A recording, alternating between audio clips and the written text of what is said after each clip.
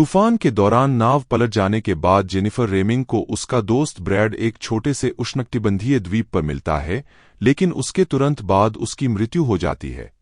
जेन 4 को द्वीप की खोज के दौरान उस परिवार की संपत्ति और कब्रें मिलीं जो कभी द्वीप पर रहते थे।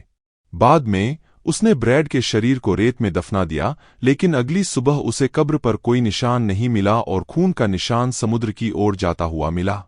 अगले दिन जब जेन अपने हाल ही में खोजे गए सामान को वापस लाने के लिए तैरती है, तो उसे समुद्र तल में एक खतरनाक छेद का पता चलता है। उस शाम जेन का सामना एक विशाल मानवीय समुद्री राक्षस से होता है और वह एक हवाई जहाज को गिराने के लिए फ्लेयर गन का उपयोग करने में विफल रहता है। जेन अगली 4 रातों तक समुद्री राक्षस से बचने में सक्षम है। जेन चौथी रात के लिए तैयार हो रही है, तभी उसके एक अन्य दोस्त जैक का निर्जीव शरीर गंभीर रूप से क्षतविक्षत होकर किनारे पर बहकर आ जाता है। बाद में जब जेन उसके शरीर को चारे के रूप में उपयोग करती है, तो वह उसे पकड़ लेती है। अगले दिन दोनों एक लाइफ बेड़ा में किनारे पर बह गए। जेन अपनी दोस्त मिया रीड और प्रेमी लुकास ग्रिफॉन के साथ फिर से मिल गई। लुकास और मिया को जेन की बात पर यकीन नहीं होता जब वह उन्हें उस प्राणी के बारे में चेतावनी देती है।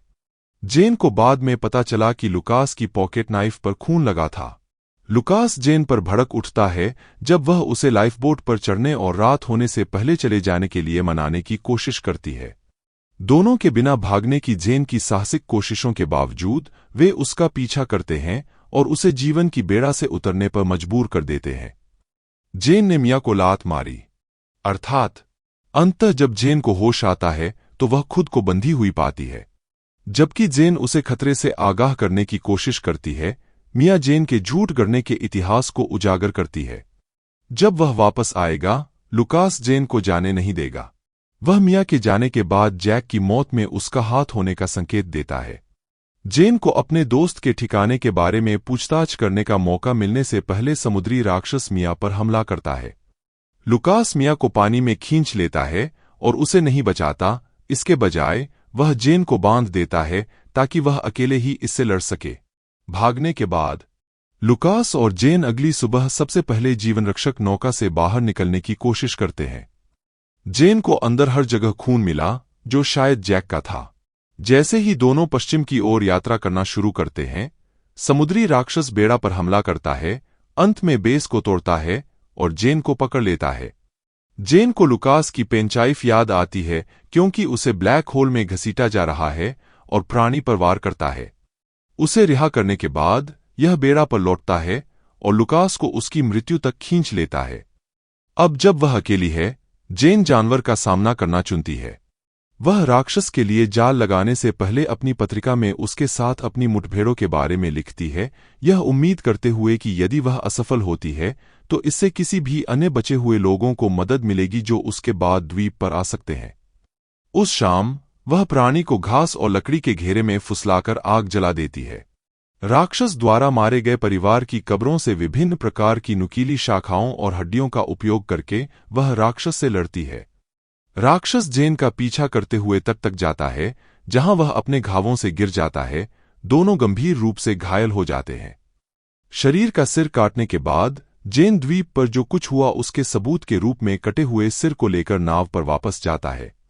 जब डिलार्ड वर्जीनिया बीच में थे तो उन्होंने कहा, बस खड़े होकर कुछ दोस्तों के साथ पानी को देख रहे थे, सबसे डरावनी संभावित चीज के बारे में सोचने की कोशिश कर रहे थे।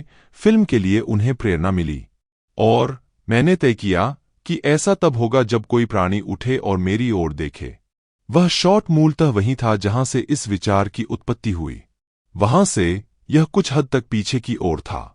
स्वीटहार्ट भी कई शैली की कहानियों की तुलना में बैकस्टोरी की मात्रा को लेकर मेरी व्यक्तिगत झुंझलाहट से काफी प्रेरित थी। मैं यह देखना चाहता था कि सब कुछ हटाकर कैमरे, हमारे साउंड डिजाइन और हमारे अभिनेताओं को सभी काम करने देना कैसा लगेगा, लगभग एक अभ्यास की तरह। सेक्स। डिलार्ड के अनुसार जैसे जैसे हम स्क्रिप्ट में गहराई से उतरते गए, स्वीटहार्ट शीर्षक एक डरावनी फिल्म का अस्पष्ट और अस्वाभाविक आया। इस शब्द पर कीर्सी के चरित्र का शीर्षक लटकाना बहुत अधिक मजेदार लग रहा था। इसके अलावा फिल्म के केंद्रीय विषय को समझना अधिक कठिन है। 6. जब फिल्म डी